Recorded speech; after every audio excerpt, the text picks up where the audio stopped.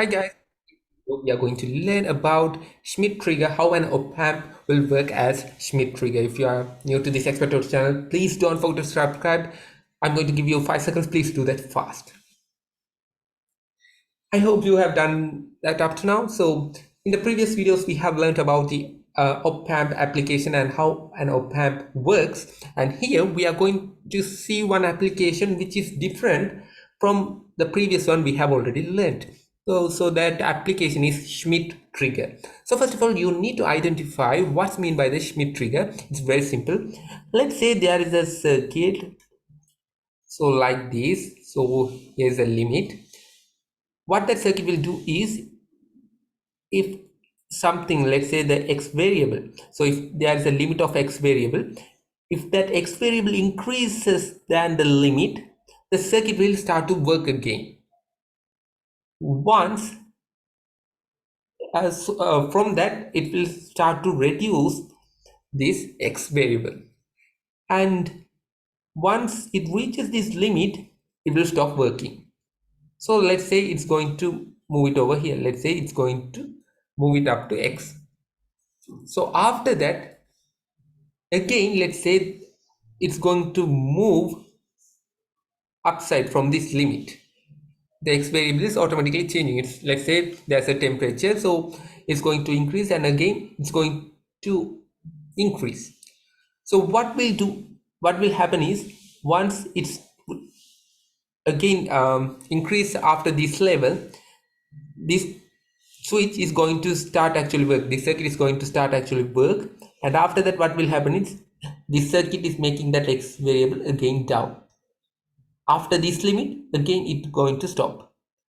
So let's say what will you can see here is, it's going to actually switch on and off the circuit again and again if that x variable fluctuate in this line.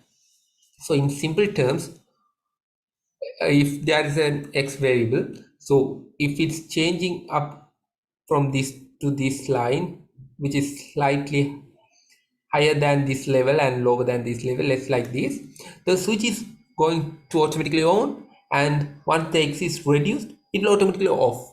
Again it's going to be automatically on and off, which means it's going to work again and again, which means the circuit might be damaged because of this. Since the circuit is dependent on this x variable, since the x variable is changing again and again, so that the circuit might be damaged. So what we are going to do with the Schmitt trigger is, this actually the Schmitt trigger's work is, it's going to have two threshold levels. So actually we will call this level as threshold level. What the threshold level means is, if it's a level, so if it's increased, let's say the x variable increase, it will start to work. If it's down, it will stop the working, like that. There's a limit. That level is known as threshold level. So what Schmitt trigger will do is, it's going to have two threshold level, let's say th1 and th2. So it's going to have two threshold level. How it's going to work is, let's say when the temperature is, let's say that x variable, so x variable is increasing, what the switch will do is, it won't change up to this point, the maximum threshold. It won't change. Let's say if it's in the off position initially, it won't change up to the certain this point. So after this point, after, if it reaches this threshold 1, it will off the switch for that circuit. So again what will happen is, it's going to decrease, the x is going to decrease, and then remember, once the x is decreasing than this threshold 1 level, it won't switch off. It will wait up to this threshold 2 to switch off. If it passes to this threshold 2, it will switch off. So here you can see, if it's fluctuating in this region or in this region, it's not going to switch off and on the circuit again and again. So it's going to have a huge variation difference. So that's why the circuit can be protected using this Schmitt trigger. So I hope you have now understood this concept clearly. So now let's look at how this op-amp will work as a Schmitt trigger. So here I have already mentioned that in the previous video we have learned something different from this. The main thing is, in the previous video we have given a negative feedback, but in this Schmitt trigger what we have done is we have connected a positive feedback for this op-amp. So the thing is, if you are giving a negative feedback, what the Schmitt trigger or what the op-amp would do is it will equate the negative terminal output input voltage and the positive terminal input voltage. But here it's not going to work like that. That's the only major difference you need to know about positive feedback. You can't directly tell this if this is Vi, it's going to be Vi. The reason is it's not a negative feedback, it's a positive feedback. So other than that, all the things are same for this op-amp too. So let's try with this. So let's say we are providing the current.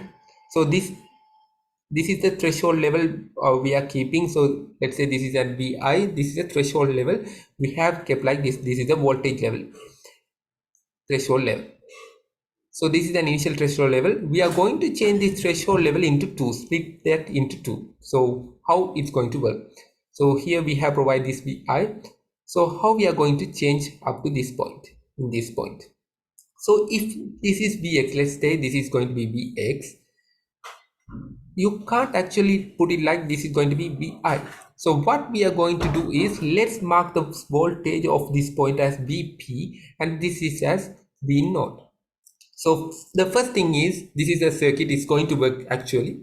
We have already proved that. But now we are going to see how it's going to work. So the first thing is you need to find the voltage of across in that point Vp. So how you can find this? You can actually use an Ohm's law, since I have already mentioned. Other than that negative feedback part, other properties of op-amp will be same, which means it won't input any currents from the input side. So what the current from where to where the current will flow is from this point X to this RF resistor. So you can actually write Ohm's law for these two and directly equate and get the equation for a Vp. But here I'm going to use another rule first to find this Vp. So you can actually write it like this, the P1 and P2, Vp2. I'm going to explain that again. So this is a method to find the voltage between any two resistors and which is having any two voltages across those things. But here you need to remember you can actually use the Ohm's law, but from this rule you can directly do without equating those stuffs and writing the Ohm's law again and again. So what you can do for Vp is, first of all, let's say if you are considering about the Vp one, is what it means is we will consider this side as 0 first and we will consider this is as Vx. So always remember, first we will consider one thing as the same as the original voltage, but the other side we are going to consider as ground. It's grounded. So if you use like this, using potential dividing rule, you can write the value of Vp. So that's known as Vp1. Here we are going to actually consider the Vx as usual, but in other side we are going to consider as 0, which is grounded. And after that we are going to write the voltage of that middle point. So that's we are going to call as Vp1. So using potential dividend rule, we can directly write, if you are not familiar with potential dividend rule, I have already explained that in the previous video, please check that. So what you can directly write is Vx into this resistor, it's going to be Rf divided by these two, sum of R plus Rf. So this is the equation. Likewise, when you are considering Vp2, what it means is, here we are going to consider this side as 0 and this side, right side, as P0 at that actual output voltage. So we are going to change the ground, we are imagining like that, and we are going to add the voltage across the Vp. So if you consider like this, again you can use the potential divided rule.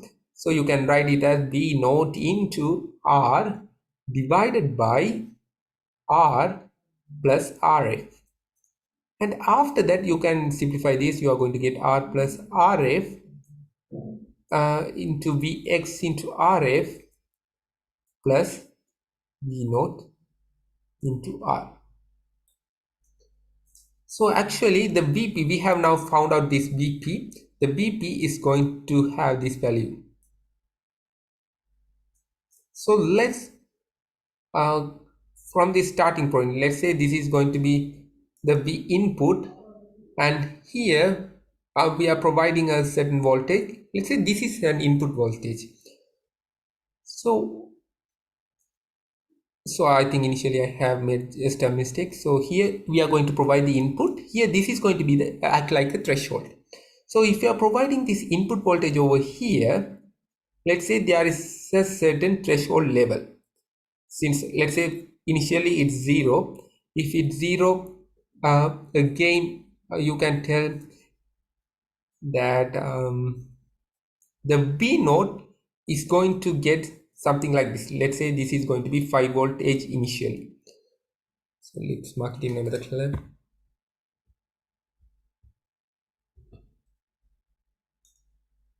So this is going to be 5 voltage initially, and V input is 0. So initially we are setting this Vx as 5 voltage.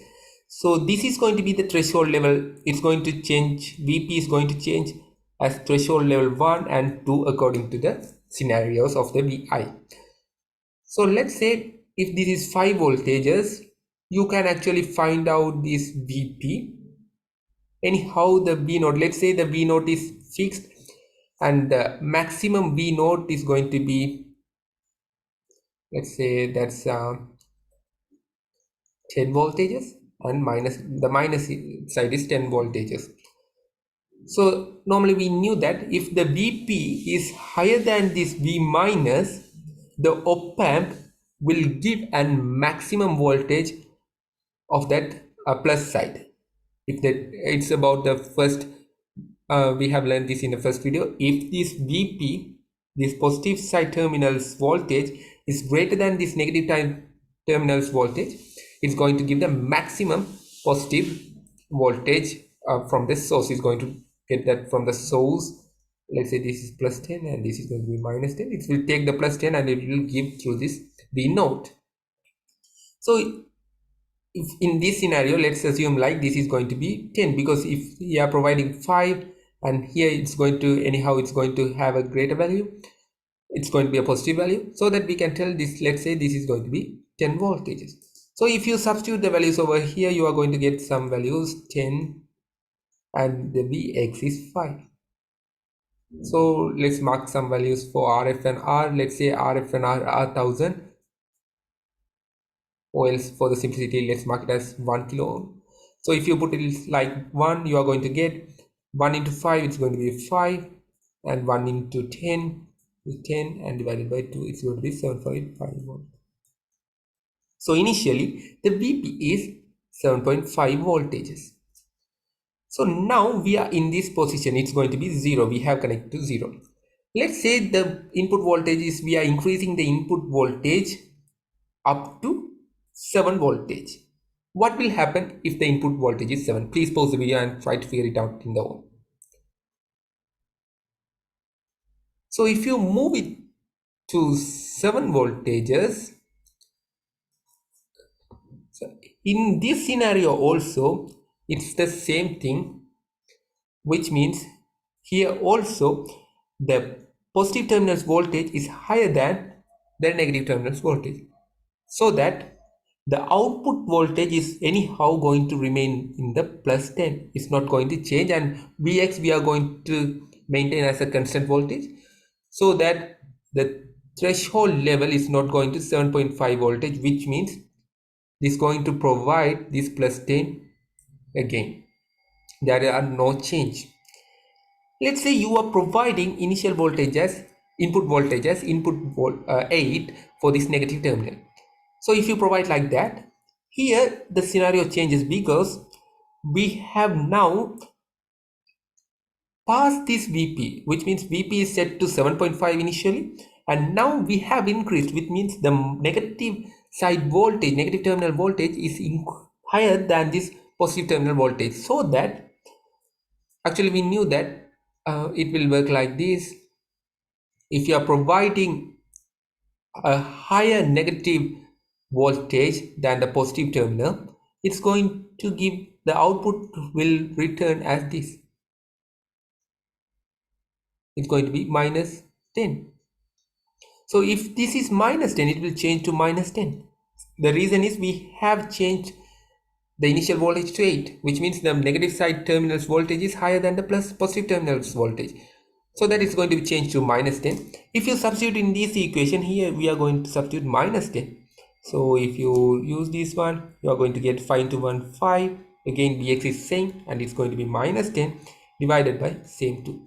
So if you can see here, it's going to be minus 2.5 voltage. So you can tell this is going to be 2.5 voltage.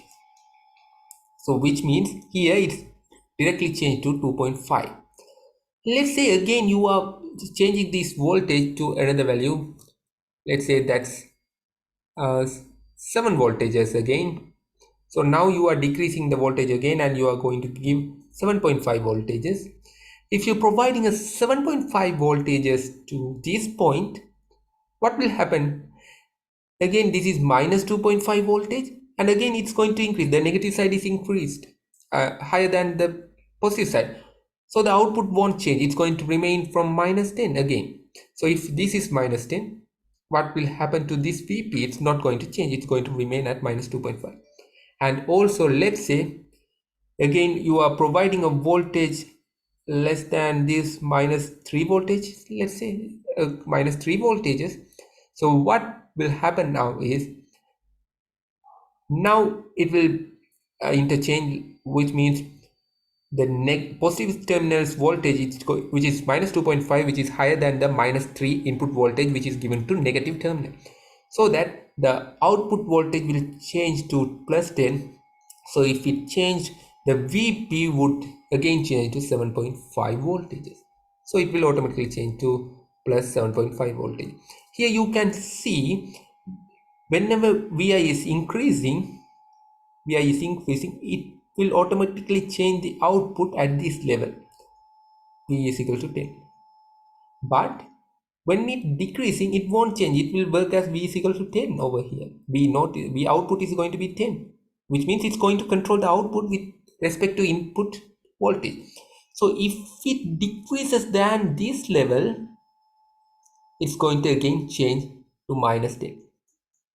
So likewise, there is a huge difference, so that if the input voltage, let's say it's fluctuating inside this in a very small value, the switch is not going to on and off again and again. The reason is, it might be, if it's in an increasing position, it might be having the value of V naught is equals to 10, V output as 10. And also, if it's an decreasing position, it's going to remain with